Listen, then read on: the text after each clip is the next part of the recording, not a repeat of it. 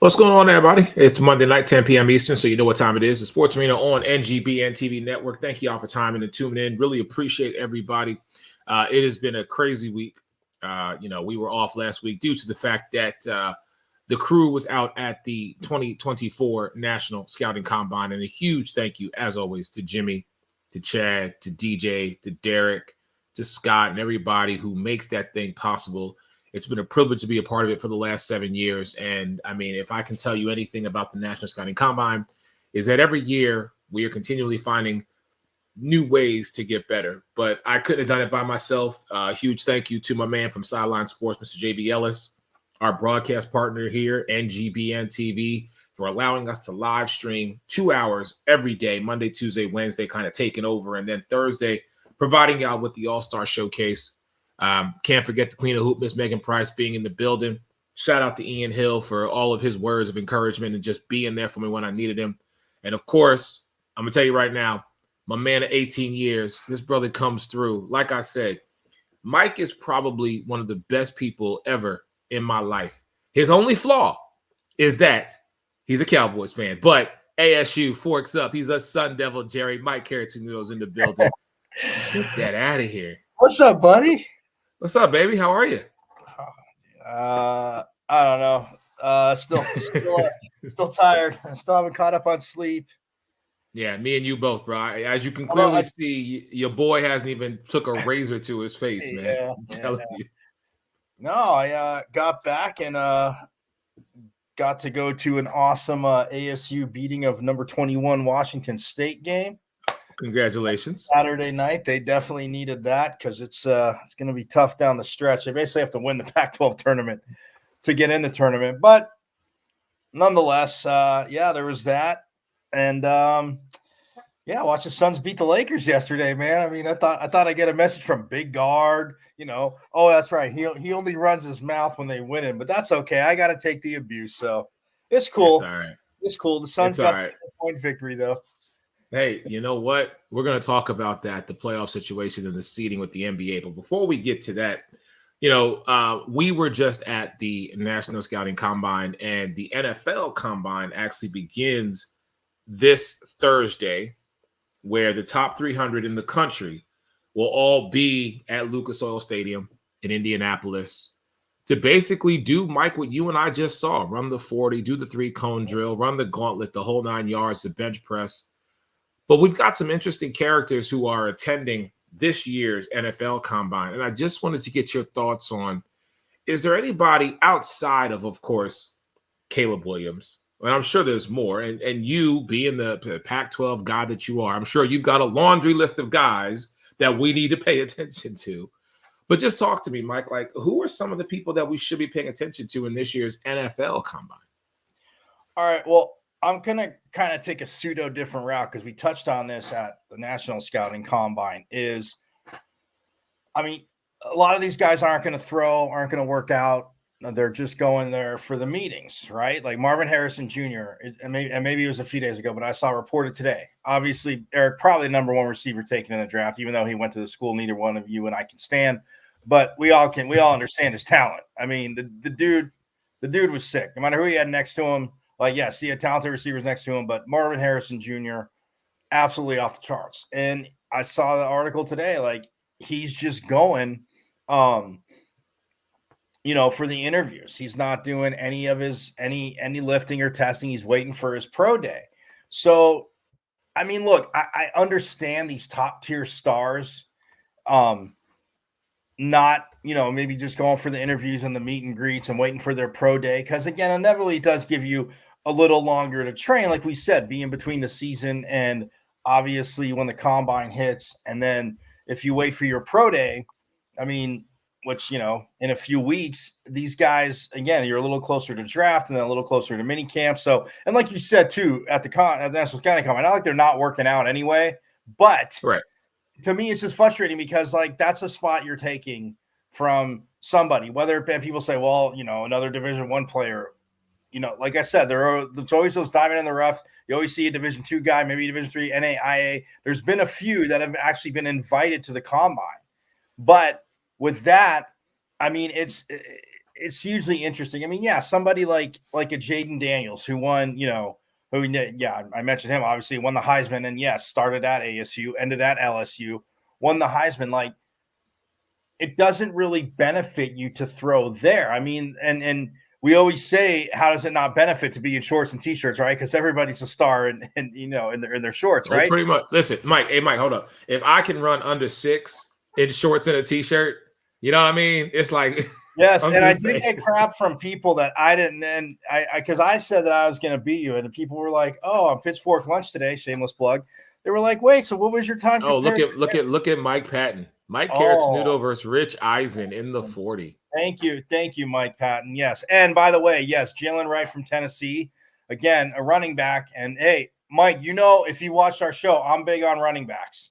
Like, if they're ballers, they should flat out straight be playing and drafted high, just like Bijan Robinson was last year. I mean, I don't think Atlanta was upset in that. Yes, now they have a new coach, but new coach inheriting Bijan Robinson, absolutely huge. But yeah, Jalen Wright from Tennessee, I definitely like that kid. Yeah, Marvin Harrison, he's not running, he's not doing anything. He's just going there for the interviews. He's doing all his workout stuff on the Ohio State Pro Day, which again, you can't blame him because it's not like all 32 scouts aren't gonna be there, right? Even though all 32 don't have a chance unless you're willing to mortgage your whole future. And at this rate, if the quarterbacks go where we think they will, Eric, or where they're projected to go, but I mean, the team's drafting, and if, like you said, the Bears take Caleb Williams, Drake May's coming off the board after that, probably to Washington.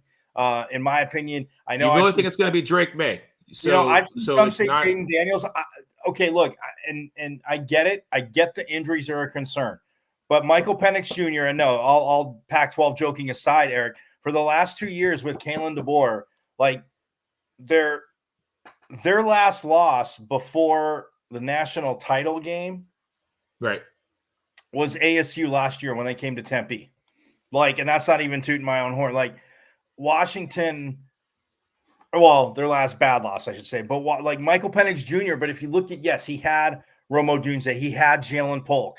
Like, the receiver room was sick at Washington, but no injuries. This guy, yeah, because of the injuries, he might not be the runner that Jaden Daniels is outside the pocket. But you're going to tell me that, yeah, that off a Heisman year, and I'm not saying he doesn't have talent, but Eric, we always say you can't coach height, you can't coach speed. You know what you can't coach either? Like absolute dime accuracy. And if you see Michael Penix Jr. and to Mike Patton's point, Bo Nix, like, that's why I said all year long, and a little bit we talk college football, and when I talked it on my show, like top to bottom, the Pac-12 was the best conference in the country this year. And the quarterback conference, top to bottom, yeah, obviously, like I said, Heisman winner, LSU, great, get it, Jaden Daniels. But top to bottom, quarterback-wise, there is no deeper conference than the Pac-12. And you look at somebody like a Bo Nix, whose career resurged after leaving Auburn, and he was a legacy there. And you know what? Say it's pressure, say it's, coach opponents, whatever you want to say. At Oregon under Dan Lanning, 1 year with obviously Kenny Dillingham, it's insane. And I'm not saying that Jaden Daniels isn't talented, but you look at Drake May, like Eric, he's all like what, 6'4", 6'5" in that area. And he wanted to stay at North Carolina, and he did. He had options to jump ship, and he didn't. NIL aside. But if I'm Washington, I take Drake May if Caleb Williams is gone, and again, if the Bears take him, if the Bears decide, hey, we're going to stick with Justin Fields and we're going to clean up on picks, because Eric, they could do that. And again, I've said this to you, and I'm not going to get into it again. But from all accounts, it looks like Chicago's just going to be that stubborn little kid who doesn't want to give up the number one pick, knowing that number one, they have it, and number two, right, Caleb Williams doesn't really want to go there. They're like, no, we're going to force the hand of one of these other teams to give us just a ridiculous sum of cash, players, and draft picks for us to give up number one. And as much as I agree with what Chicago's doing, I also say to myself, what does this say about Justin? Right. Because he touched on that last week, right? Well, we did. 2 weeks ago, 2 weeks ago. Yeah. And it's like, I'm never going to sit here and say that Justin isn't part of the, I won't say problem, or he's not an obstacle that they have to overcome. But I am going to look at coaching. I am going to look at general managers. I am going to look at ownership and say, you drafted the first black quarterback in your entire franchise history. You are one of the original franchises to ever exist in the NFL. It took you a century. Let that sink in, people. The Chicago Bears did not have a black quarterback until they drafted Justin Fields. Okay? It was the craziest thing. I'll never forget. We were doing draft night, and our brother Alex from Chirac, as he called it, the expression on his face when Justin Fields was the guy getting drafted was like he was a kid on Christmas, because finally young black kids in Chicago could look at the Bears and say, wow, there's somebody who looks like me at the quarterback position. Now, Justin Fields, I'm holding his feet to the fire too, because you go on these different podcasts and some people will say, some people will believe him. Some people will be like, well, is he true to his word because he deleted or he unfollowed the Chicago Bears on social media? He also unfollowed the NFL on social media because he wanted to go on vacation. He wanted to go clear his head, whatever the case may be. Listen, it's the off season. You do what you do. But by doing that, he or someone in his camp should have told him, hey, man, you know how this is going to look, right? Because of all the Caleb Williams talk, because that Kingsbury is now in Washington, and now it's between Washington and Chicago. Like, who's going to get this kid? Right. You going online and basically unfollowing is not going to be a good look. And his response, to his credit, I got to give him a little bit, because to his credit, he was like, well, it's just like, I'm paraphrasing how he said it, but what he said was, just because you stop talking to a girl don't mean you ain't into her. You know what I mean? I forget how he worded it. Her on Instagram doesn't mean you ain't messing with her. Right. And I'm just like, really, bro? I'm like, come on, cut it out. In this day and age, 100%. Everything that you do as an athlete is going to get scrutinized. So for me, I'm like, Chicago, on one hand, you already know what you have and your potential, yet you're willing to throw it away for a guy who is highly touted, but ain't played a down in the NFL. Because we always talk about that. We always say, oh, this quarterback or this wide receiver or this edge rusher or this athlete coming to our team with the number one pick is going to be the difference maker. Meanwhile, you got a squad that you just need to build and put together. I digress. Right. I know I'm pulling a Mike's monologue here, but I'm just like, Washington. Listen, if Caleb Williams somehow goes to Washington, bruh, I feel for you. This might be one of the few years that you might get away with not getting put on your backside from start to finish. Because every rookie quarterback who has come into the NFL, more importantly, has come into our division, the NFC East, as a rookie, you done got your ass handed to you. Because defenses will chop you up. Well, I mean, Dak didn't have to do a lot. And Ray always says that too. And I know that. Obviously, he had that offensive line. And I mean, Zeke was a rookie running back, but you had that O-line to where they were just bully balling their way, and he could, throw passes when he had to. But for the most part, you're right. You're going to get beat up. There's always an exception to the rule. And in that case, it just happened to be Dak. You're right. Right. But no, the only pushback I'll say with the Bears is, I mean, I don't think they fully know what they have. And we said this a million times, like they never addressed properly their offensive line. And I mean, yeah, when Justin Fields finally got in the starting lineup or was starting, man, he was just running for his life. It's like people say, oh, well, he doesn't do this with progressions. And then on the other side, they're saying, well, the offensive line. But it's like, some quarterbacks get the benefit of the doubt when their offensive line's banged up and everybody's saying, oh, hey, it's that quarterback. But I will say for Justin Fields, again, if you keep that number one pick and you're taking projected, say, I don't know, left tackle, high left tackle, because you look at that. I mean, people say, well, what if they take my guy from Penn State, Olu Fasandu? What if they take him? Big Olu. Yeah, I mean, look, the problem is like where they get graded out, and I think that's the problem even till this day, Eric. And that's why it's funny. I guess I laugh because I remember Alex and I had this conversation after the show one night. A few of our I can talk to you till 1 a.m. here, but it's 3 o'clock 4. And I was like, yeah, I gotta go to bed, Mike. I was like, well, dude, you should have told me that a while ago. I'm just like in my prime. But no, draft day being about the Browns. And I mean, yes, you get the whole pick thing. And it's like, can you really take, certain positions? Why would, I mean, yeah, you're okay. As much as, like I said, kickers are people too. And I love the kicking game, but you're not taking a kicker number one. But, I mean, if you took a left tackle number one and he's just that dude, is a team really going to crush you for it? If you're that dominant, Jonathan Ogden, 10 to 12, 15-year left tackle. Now, again, I'm not calling these left tackle. I mean, I think Big O, I think, yes, they can get there. But I mean, you look at it, yeah, I would take a left tackle number one. Hell, people say, guards you can usually get later. The Bears are, look, if they're going to keep Justin Fields, they're about to, and like we always say, Eric, and you and I have said this for pretty much 18 years, it's liar's poker, because after the Super Bowl ends, or I should say after the combine ends, anything a GM or coach says, again, I'm not saying they're bad people. Hear me, people. Not saying they're bad. I'm just saying they're all lying. Like, Eric and I are not going to tell you who we're drafting. If we're like a GM and I'm head of player personnel and he's a GM, we're not telling you who we're really. Yes.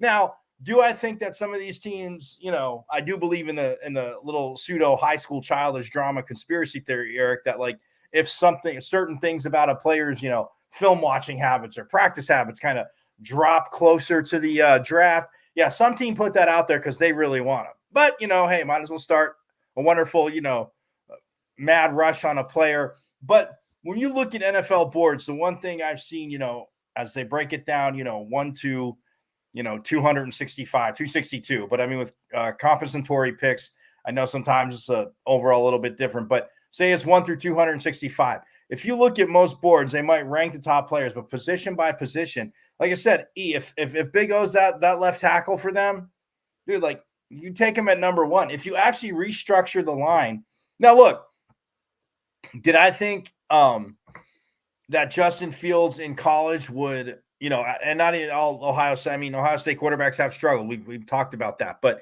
did I think Justin Fields was that guy, that CJ Stroud type? No, because I did think CJ Stroud did choose to run more so when he needed to and shown he could. And not that Justin Fields couldn't throw the ball, because Justin Fields, we've seen him, Eric, he could throw it a country mile. Like it's there. So look, if they want to give up on him, whoever gets him, it's not a rookie. Yeah, he's new to your system, but yeah, he's got time, and he's got enough. He's got enough. And here's the thing too. Thank you for saying the word time, because that's what I was going to get. A team could it could be a 1-year tryout, because you don't have to agree to pick up the 5th-year option, obviously, until the end of next year. So at the end of next season, if they pick it up, or I think it's a little bit before that, but still, I mean, you have from whatever the window is, you have that time. So look, you get them on a 1-year tryout in your system, and hey, they could choose 2 roads: go the 1-way tryout, pick up the 5th-year option, or 1-way tryout and be like 1-year tryout, not 1-way, 1-year tryout. You know what I'm saying? And sign them to a big contract. I mean, nothing's stopping them from doing that. But if they pick up, they'd probably actually, I worked that out. They'd have to pick up the 5th-year option so nobody else could talk to them. Because then if they franchise tag him, it'd be something like $37 million. And again, franchise tag on a quarterback, as we know. I mean, it's all expensive, but you don't want to have to franchise a QB if you don't have to. That's true. I'm just saying, getting back to the quarterbacks, I myself personally, I would take Jaden Daniels over Drake May, but clearly the odds on number one is going to be Caleb Williams. It just depends on whether he goes to Chicago or if Washington actually gets their guy. Listen, great stuff to start the show. Let's take a break. When we come back, I do want to transition over to the NBA, but I also want to talk the whole college situation going on. It's been a long-standing, not really a tradition. It's just something that has happened. I love the conversation that I heard today on Sports Talk Radio and on, the 4 Letter Network and others. But Mike and I are going to get into it a little bit more with the crew, Sports Arena, live on a Monday night, all my socials, and of course, Mike's Twitter, which blows up each and every Monday night. but also on the NGBN TV network. We'll be back in just a moment. What's up, everyone? This is Chris Fontana, founder of Go Primal Lifestyle and Fitness Apparel and host of the Primal Mindset Show on NGBN TV.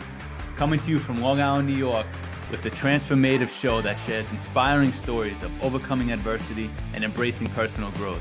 Hosted by me, who has triumphed over immense challenges, including addiction, mental health struggles, and significant weight loss. This show features conversations with individuals who have conquered their own obstacles.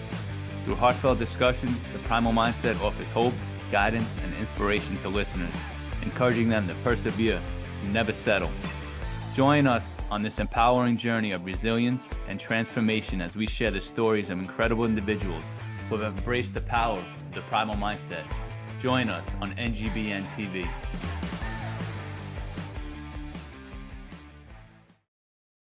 And welcome back. Your man Eric Wilson alongside ASU Forks Up. He's a Sun Devil Jerry, Pitchfork Lunch every day. Make sure you check him out, my man Mike Caratanudo, on all of his social media. So we discussed, a little bit about the NFL Combine and how that's going to lead into the draft coming up in April in Detroit. Hey, I want to transition about that. Yeah, please go ahead. Your big oaf. Hold on, I had his last name right, but Fashanu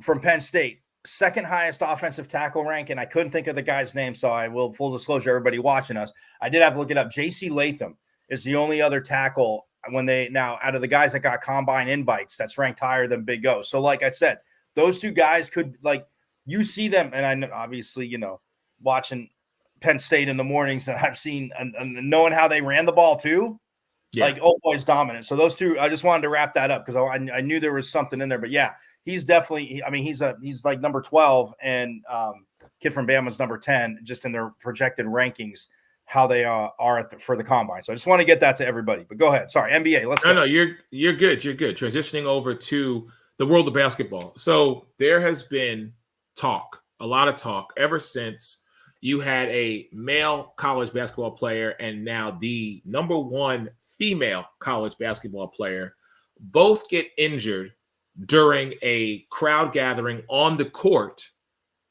after a game. And so the conversation has now come up, arguably for the first time that I've really heard it garner a lot of attention, in the fact that, crowd gatherings, crowd rushing, as they call it on the courts after a game, should be stopped. You have to find a way to not get these players injured. But I was listening to all the sports talk radio, and I was listening to, ESPN today and Fox Sports and everybody, and it was like, okay, but we're talking about a subject that has been going on for years. And I have to give credit where credit is due. What Jay Billis did today, as far as breaking it all down, I have to say was just great. It was great. It was real. But I also felt like at one point, he talked out of both sides of his mouth, because he's sitting there saying, well, I don't like it, and we got to find a way to protect the players. But then the other flip side to that, he was saying, but this is what college coaches are sharing to parents about why their child should come to this school with regards to basketball, because that's what and again, I go back to the conversation we had when we were at the National Scouting Combine about what's it going to take to get parents and kids rewired as far as why this combine is so important. Right. It's not about the one-on-one highlight reel. It's about their testing. It's about how do they stack rank. And so now this has transitioned over into the world of basketball. It's like we love when, let's just say, because the tournament's coming up, and I'll still remember the year that FGCU was ranked number 15. They beat a number 2, and the world was set on fire.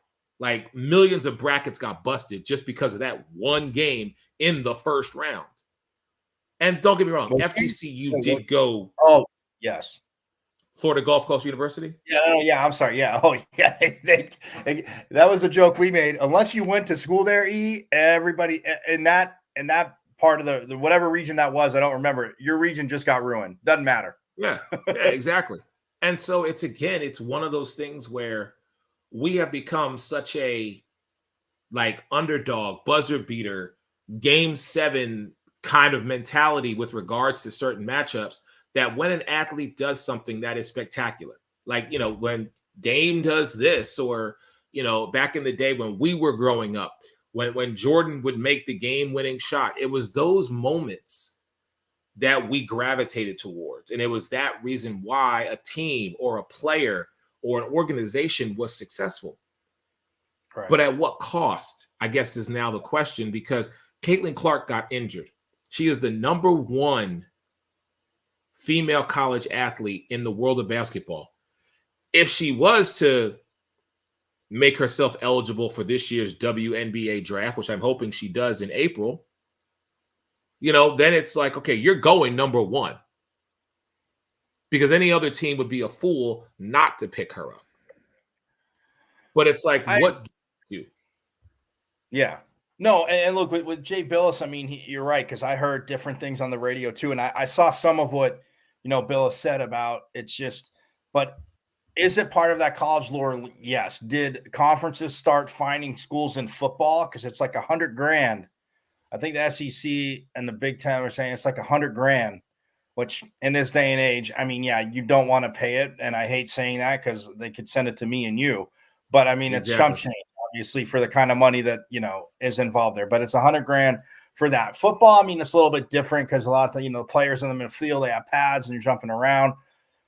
The one thing that, and like he said, is that, not even just coaches, but yeah, sports information departments. What do you like? And I heard this I was flipping through the radio. I may have been ESPN radio, but I was flipping through and they just said every SID department, the SID department is putting a package together, because when coaches recruit, it's like, this is what you want. Look, everybody says, well, there's got to be some way to get the players off. Like, okay, even if it's a few second delay, like they're in line shaking hands. Now, I will give credit to, because the Kansas State men's coach, Jerome Tang, Eric, he said last year, because they had beaten Kansas finally, or well, not finally, but they had a big win, obviously, against a ranked Kansas State. They stormed the court. And he said, I'll give you, he goes, I always want the passion and energy here. He goes, we'll give you one storm. But after that, I want it to become the expectation, because you don't storm the court if you expect to beat them. And right. And he wasn't picking on the students. Obviously, look, when ASU beat, I can just say from like you're saying, when they beat Kansas here, a ranked team, when they beat Arizona a few years back, granted, not just because of a rivalry game, Arizona was ranked, I think, like 13 or 14 at the time. And ASU hadn't beat them in a minute. And yeah, I mean, I was covered up top, but I mean, they rushed the court. But there's got to be a way to put a line down, have security, like to where as they rush, they go to the middle. So that line with the benches is there. And again, can you control it? I mean, look, the answer should be yes. You should have to control it to where they rush on the court. And if players, are walking off, and players, again, have to understand that too, to where, you have an assistant coach. Hey, don't go in the middle of the court. Come, it's getting towards the end, come towards the sidelines, or get to the bench and stuff like that. So, I mean, I just think, and if it's not solved, I think you'll see coaches take a timeout, literally take a timeout with like 5 seconds left, right? 3 seconds or whatever. Take a timeout if they have it. Because I know that's what I would do. Everybody said, well, screw it. I'm going to take a timeout with 3 seconds left, drive everybody crazy. I'm pretty much just going to, if the other team has to inbound the ball, whatever, I'll take a technical foul. I'm just going to send my team off the court. I'm going to walk down and shake hands with their coach. Foul 30 seconds. Because, it is ridiculous. And look, no matter what school you go to, Wake Forest beating Duke. It's been a minute for them. So that is huge. But to run into players, and I've heard ex-players say, visiting players say, you got fans coming on and, they're not getting in their face, but they're walking by them. They're talking trash. They're saying, maybe not the most PG or PG-13 rated words, Eric. There might be some, R-rated words. There's some colorful language being thrown 100%. out. Yes. But look, there are ways to do it. Put a rope by the bench, and you don't want it to get to the point where, you have like barriers up by a student section. They can't get on. They're always going to try and stuff like that. And if it adds to the, like I always say, the pageantry of college sports. Like it does add to it. But when I'm saying that, also, you know me, I'm not talking both sides of my mouth. Adding to the pageantry does not mean endangering obviously players' health, whether it's visiting team. And you know what? And it always sounds really selfish to say, and I've said this before, Eric, that it's going to take a home team's player to get hurt for them to stop letting students rush the court if it's a big win, you know. And look, it's a tradition. No, I don't think it's overplayed. People are like, well, when somebody, I'm like, yeah, they beat this team, like good for them, but like go to the middle of the court. But yes, get the players off the court, the visiting players off the court first, you know. And that's how. No, I agree, and I'll take it one step further. So when I was in Chicago for the Chicago Sky WNBA Finals, right? Like that was huge. You were talking 13,000 people packed into Wintrust Arena to watch the Sky win their very first championship, to watch Candace Parker and Allie Quigley, who played for the Sky at the time, bring a championship home, be on the court in their home state and bring a championship there. And Mike, I'll tell you, it was one of those things where they very quickly immediately set up a perimeter because, you know, the family could get on. And listen, I'll be the first to admit, Mike, hold on, I'll even show you because you've seen this picture. As a reporter, I'm going to tell you right now, ladies and gentlemen, I should not, if you can see this, yes, I don't know how, only by the grace of God was I able to do this. But yes, that is me on the court with the head coach, general manager at the time, James Wade. Now, I was media, okay? But I didn't have that full access pass like a Holly Rowe did or a Rebecca Lobo did. But I made my way onto that court because I wasn't missing that celebration. So it was, I do understand it. But in those moments, I do completely agree and say the health and safety of the players, the coaches, and anybody affiliated with that organization needs to be staff. Yes, needs to be protected. Hey, real quick, shout out to our man Phil Robinson, calling you Cornhole Mike. I know we were talking about that at the combine because I don't think we played against him and Cade after we beat John and JB. So, yeah, that's right. Yeah, I was like, wait, did we play? But yeah, thank you. Yes, I'm glad he brought that up. Hey, look, Eric and I, like Eric says, I'm gonna steal his quote. Phil, we're not hard to find. I mean, if people always want a shot at the title. Yeah, and I just don't know. And Phil, if I'm cracking jokes at you, believe me, I'm gonna wait till after Eric throws. Yes, please wait next time, Mike. Don't drop lines. Don't have mic drop moments in the middle of me trying to win us the game. 4 or 5 funny ones a year, and I got Eric on that one to where I mean, we did need the point, but he completely hit me. He should have got some point. I mean, if it would have bounced off me and went in, it should have counted. But it was pretty hilarious anyway. But no, look, I mean, look, what all these coaches saying, they're like, well, everybody's like, well, they got to find some way. Well, again, put out suggestions on that. Like, again, like you said, I mean, for pros, a little bit different. Obviously, the pro, they're going to get their media is going to be on. Fans are going to, stay in the crowd. They're not going to let them down. But I mean, outside of family, like you said. But yeah, for college, I mean, look, it's that basketball's always been different than, football. And then even to an extent, depending on where you're at, but like baseball, softball. I mean, volleyball is kind of the same way. Like the intimacy of the game. Yeah, because where you sit on the court. What I'm saying is where you sit, where you can sit. You're right there. I mean, basketball, yeah, I mean, that's the lure of it at every level. You're selling tickets. And obviously, if you and I were selling tickets, you definitely want and need to sell courtside because it's worth a pretty penny. But that's the intimacy of the game. I mean, that's what even draws people, and not just college. I mean, even NBA. Like the first time I remember I sat down low and you hear some of these guys yapping, I'm like, I'm not really looking at each other, but oh yeah, he's yapping to him, and it's just like, whoa. And I mean, you see these guys flying in and out of the lane, but the and it wasn't maybe constant, but trash talk going back and forth. It's part of the game, but that's the intimacy of it. But where the fans inevitably end up crossing the line. And again, when you're focusing just on this point on rushing the court, especially in college hoops, like it makes, I mean, come on, how many times, like you said, Eric, Florida Gulf Coast, I mean, that was a tournament game, so that wasn't even on their home court, but imagine if there was. But how many times you see the lead of, again, whether you're watching Sports Center or Fox Sports, or if it's your local team that did it, local news, like what do they show at the end? Like they'll show, the rush, because it's right. That great shot. It's that intimacy. But like we've said, again, no one deserves to get hurt. And I think players, again, I'm not, and in saying this, me, I'm not putting the blame on the players. I'm saying there has to be the awareness. Like you see the time on the clock, like, okay, I'm just going to go towards the bench. At this point we're losing. If all 5 of your players, or even if you don't take a timeout, just tell all 5 of your players just to walk down and stand by your bench. But again, it's those buzzer beaters that you don't really have the time to, because if we're driving down the court and there's 2 seconds left and someone puts one up for half and it goes in, it's like, oh my God, that's the shot that won us the game. It doesn't matter. But so my hope, like you, is that they will find a way to keep the players and the coaches and, any member of home or visiting team safe. All right, we're going to take another break.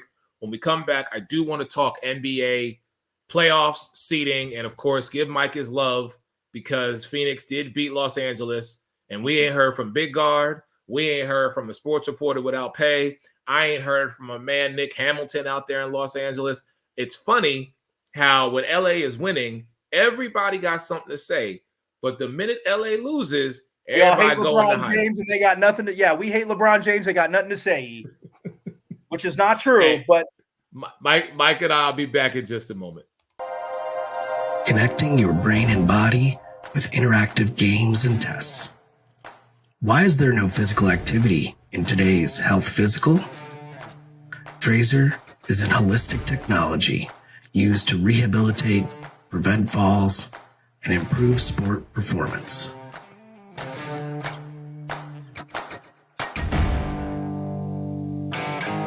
Trazer reports provide you, your clinician, your physical therapist, or athletic trainer objective data to make decisions on your health and performance over time.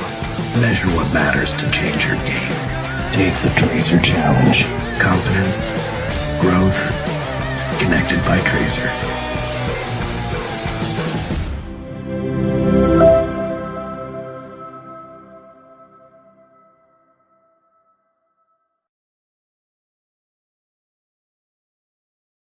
All right, and we're back. Sports Arena, Monday night, 10 p.m. Eastern on the NGBN TV network. Your man Eric Wilson alongside Pitchfork Lunch's own.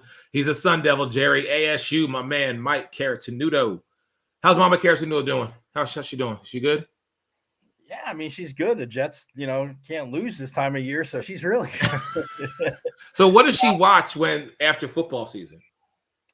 I mean, she'll partake a little bit of NBA. I mean, she always when I was younger, she'd always root for the Celtics, so I wouldn't. But then when they played the Lakers, I was like, ooh, maybe I should root for the Celtics. I don't know. But then when as I got a teeny bit older and I knew Byron Scott was, forks up, baby, a Sun Devil, like that made it tough to root against Byron Scott. Can you get your boy, please?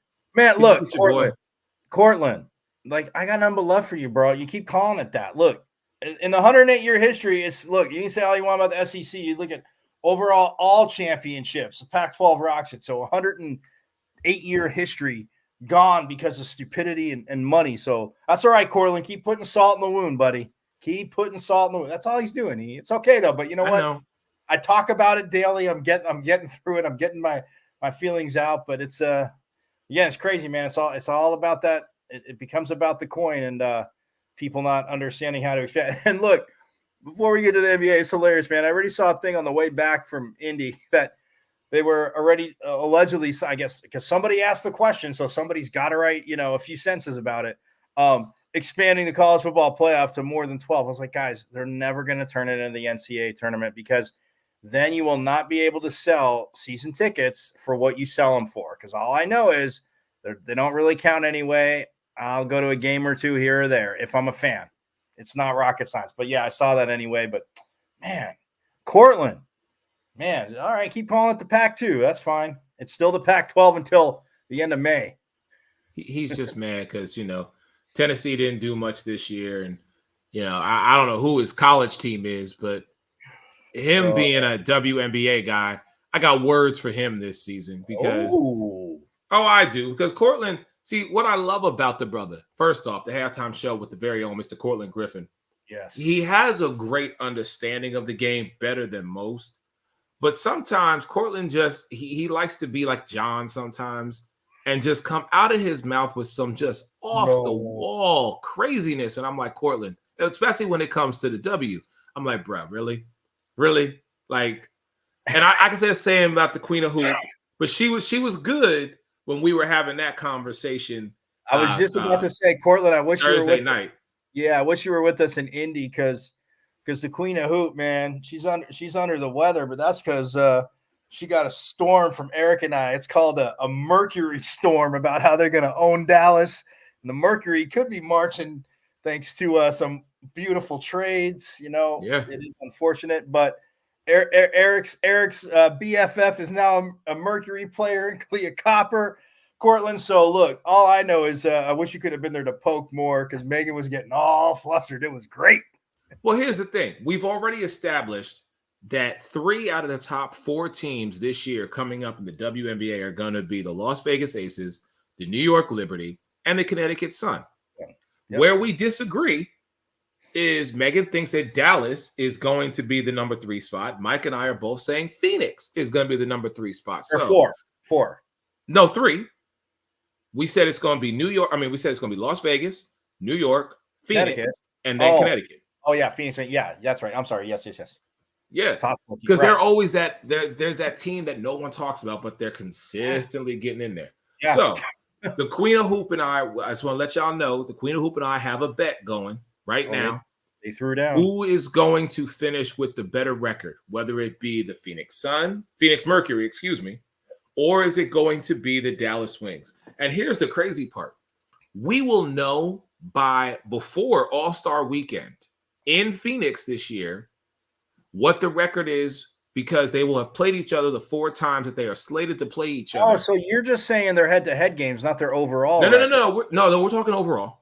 Our bet is overall. We'll know who's better head-to-head. Well, we'll know who's better head-to-head by All-Star Weekend. Right, exactly. So, I might have to rock me some purple and orange when I get to Phoenix, because I'm just saying. Purple and orange shirt with all the Phoenix Dallas scores on them. Ooh. Anyway, I didn't throw that out there, Megan. Yes, I did.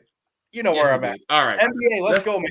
Dude. I'm stoked to talk about this, man. I know. Mike, man, let me ask you this question really quick, because I'm looking at this right now. If I'd have told you halfway through the season that the Golden State Warriors and the Los Angeles Lakers are both in the 9 and 10 spot, yep, would you have believed me? Look, all kidding and joking about the Lakers aside, if I would have said it comes down to our guy Anthony Davis, because look, LeBron, the level. Look, I mean, obviously he's still playing at a high level. We know that. I would have said it depends on Anthony Davis. So if I had to lean one way, full disclosure, and you and I have had this conversation before, I'm not pulling a John, as you would say, and switching up. I would have said I could see the Lakers in that spot, but not dreaming that Draymond would, be suspended for as long as he did. And then, Clay, again, finding his game or not, sputtering a little bit, that would have shocked me, but I shouldn't say fully shocked. I will rephrase, Eric, a teeny bit surprised, because when you look at the West, and that's why when you were saying this, when you look at the West, I mean, look, Minnesota being up top, that was a playoff team last year, and they obviously have talent. Anthony Edwards, Karl-Anthony Towns, like they're a team that has it. Oklahoma City. I mean, SGA last year really, obviously, we knew he was talented, but like the Sports Reporter Without Pay talked about, like SGA, the more he broke out and this team, like on the defensive end of the court, could get it done, we're like, that could be a scary team. The Nuggets are in third right now, like you were saying. I mean, granted, it's only a game and a half behind both Oklahoma City and Minnesota, who are 40. But that's fine. I mean, yeah, you're the world champs. You're going to get everybody's best. The fact that you're still third in the West, I got it. Right. And then you got the Clippers, you know, in fourth, Sacramento in fifth, who just beat the Clippers last night. And then Sacramento ranked, they were third last year. Right. You know, so for them to be fifth, I'm okay. You know, I'm totally fine with where they're positioned. And then, of course, Phoenix being in number 6. I mean, and look, I think Phoenix needs to stay out of the play-in. I'll say that much because, I mean, and not that they can't win it. I wouldn't be worried about that. It's just the play in Minnesota or Oklahoma City on the road, you know, after that, because who's ever number 2, and Denver could be number 2. So, and again, to be the best, you got to beat the best, but not that you really want to open up, Eric, as you and I know, in Denver. But then you got, you know, New Orleans, who, look, when they're all on the court and they're not getting in fights, and may have been provoked, but still, New Orleans, uber talented. Dallas, I mean, they picked up some guys at the trade deadline that can play defense. They're at 8. And then you said the Clippers and Warriors at 9 and 10. Lakers. Lakers 9, Warriors 10. You know, I don't really see anybody below them. Yes, I know it's only 3 games from the Jazz to the Warriors, and the Jazz, I mean, they've had more, you know, losing streaks this year than they've had win streaks. So definitely don't see the Rockets, Grizzlies, you know, obviously the Blazers, and sorry, Megan, and she knows this, your Spurs aren't running anybody down. So the funny thing is, I mean, okay, so Utah might be, okay, typical me answer, right, Eric? Utah, when I look at that and say it out loud, Utah might be the only team that can put a monkey wrench in that, like get into the play-in and one of those teams falls out. And it's going to take a lot of work. Now, with having, you know, 15, it's like some teams have 15 to 17 games left. You look at that in the West. I mean, yeah, the Suns are at what, 58 games. So 34 and 24. Yeah, so 58 games, and they got what's that? 25 left. 24 left. Sorry, 24 left. I know what you meant. Yeah, 24 games left. So you figure you stay in that, you know, and they're technically, I mean, same amount of games back, 6.5 than Sacramento. So I mean, you're in play for the 6, 5, or 4 spot, 3, 2, or 1. Again, with those teams, like you and I, like I said, I know, I'm pretty sure you agree. I don't see Denver having a meltdown. You know, OKC and Minnesota, can they build? And it's always that conversation. And this is why I was stoked, Eric, because, you know, these teams haven't done it yet. You know, these teams, it doesn't matter where the Lakers are. I mean, look, the Nuggets swept them partially, small percentage-wise, because they were in the play-in, had to play those extra games. And, yeah, it was a good matchup against Memphis last year because, it's Memphis is, you know, they're a young team. They've been winning, but the Lakers, you know, if they can do it, they beat Memphis, they catch Golden State, and then they just got bombarded by, obviously, Denver. But, yeah, it was the talent. It was the depth, obviously. I mean, I know Denver seemingly shorter bench, but Mike Malone just played them in spurts at the right time, and that's what obviously the Nuggets needed, as we saw. But, I mean, if you're Dallas, you're probably and I know it's a bad word to use, but if you're New Orleans or Dallas, you're probably the most comfortable because, you know, there's no way Utah's chasing you down. You'd really have to collapse. But Dallas, you know, look, we all know Kyrie's handles, as much as he's a pain, is sick. Luka can score like no other but their defense, I mean, they went on the trade deadline and actually got some perimeter defense, someone in the post that can play a little defense. Like, they're probably in the best spot figuring, all right, we're in the play-in. Let's just, you know, yes, we have to, they win a few more games. You get under, you know, 12 games and you're figuring you're in the play-in no matter what, they can rest guys. You know, you can be that because, you know, but you're going. And you know, Mike, I have a huge problem with the whole resting situation. I understand, but I just have an issue with it because if you have a momentum, right. Why are you going to? I'm saying maybe cut their minutes that last week. Totally cut their minutes. And I totally get that as well. But you're trying to maintain something because once you get to the playoffs, everybody's back to nothing. It's a best of 5, best of 7. You know, it's just I have a personal thing about that where it's like if I'm on a roll, if my team and I are on a roll, right, why am I going to rest you? If you injured, right. fine. But if we can play, let's continually be dominant. Let's not take your foot off and possibly expose ourselves to something that maybe is a flaw that we've been able to sweep under the rug. You know, I go back to the NFL simply to say everybody was saying, oh, Philly is the worst 10-1 record this past season. Okay, yeah, we hit a lot of stuff, but it's until we got smacked in the mouth that we were exposed, and then we wound up doing what we did, which was losing our last 5 out of 6, and then, of course, losing the wild card matchup against a team in the worst division in the NFL, by the way. You know, it was so that's why I'm saying you have a momentum, ride that till the wheels fall off, man. But I do understand the load management a little bit in that last week. If you know your spot isn't going to change no matter what really happens, then because I wouldn't expect to see Kyrie or Luka in that instance, like, you know, their last like 2 games, because at that point they're not getting you know, it's not like their last 2 games and then they got 5-6 days off. It's their last game, and you got what, 2 days? Yeah. And then hey, we got about 4 minutes left. I want to switch to the East, and then I've got a public service announcement that I have to get out tonight. So switching over to the East. About the East, I had an open question. I wanted to flip it. Please and ask go ahead.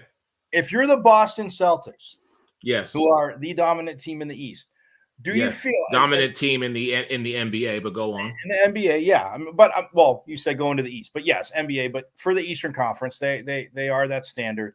I mean, Jason Tatum, Jaylen Brown, they've all blossomed. Porzingis obviously fits in well there. But do you feel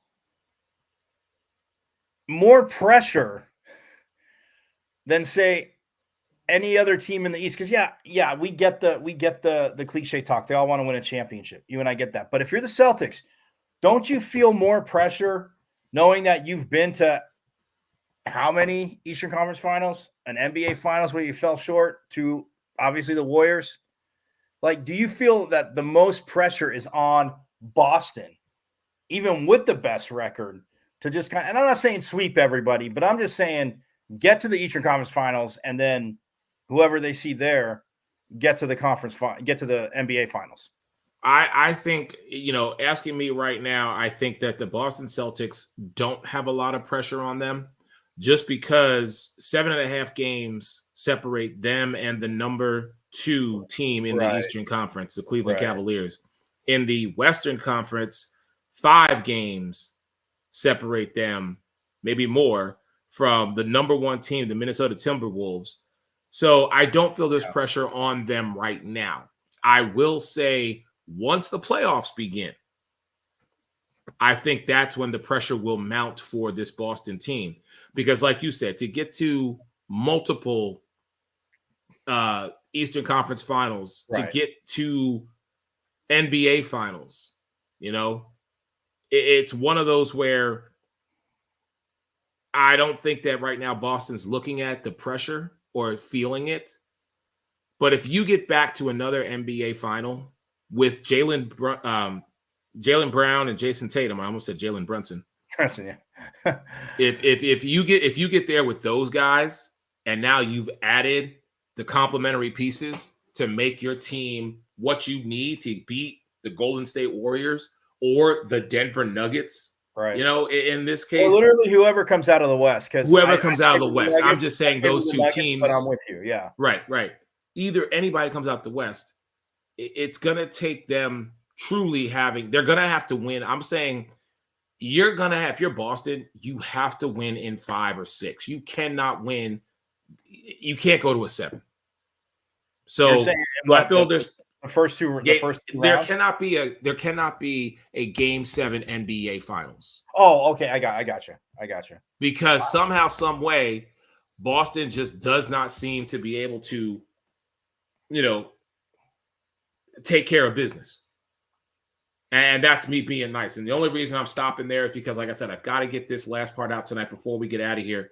So really quick, ladies and gentlemen, before we say goodnight here on the Sports Arena, I want to take a moment and talk about something that is going on, something that is being done, part of the NGBN TV network. So there is an initiative that is starting, and it is called equipped ourselves to save a life. All right. And let me give you the facts on this. So on April 6th, from 9 a.m. to 11 a.m. Eastern, and then again, 9 a.m. to 11 a.m. Pacific time, there is going to be a live, interactive, free suicide first aid training. Learn what to look for, what to listen for, what to say, and what to do. And as you saw the gentleman on the screen, and I'll show it again, it is being taught by award-winning suicide prevention expert and decorated Army veteran, Craig Hanum. All right. So here is the website that I need everybody to go to who is interested and wants to sign up and register. ngbn.tv/save-a-life. All right.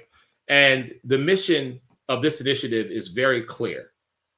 It is to significantly reduce the incident of suicides among middle-aged men by equipping them and all of them around them, that family, that community that we speak of, with the tools and understandings necessary to support themselves and others in crisis. Learn what to look and listen for and what to say and do. Again, the web address is right there. Make sure you check it out. ngbn.tv/save-a-life. It is going to be April 6th from 9 a.m. to 11 a.m. Eastern Standard Time. And then again, 9 a.m. to 11 a.m. Pacific Standard Time. The goal is 100,000 people be trained on this in one day. So I want to make sure I got that out there to everybody. It will be talked about across all of the NGBN TV networks, all of our shows that we have here on the network. So we are going to say goodnight from Mike Caratanudo, for the Sports Reporter Without Pay, the Queen of Hoop, and the rest of everybody who is affiliated and associated, a part of the Sports Arena, the brand that y'all know and love, every Monday night, 10 p.m. Eastern. We will talk to everybody soon. Everybody stay blessed, and we'll talk to you next week. Peace.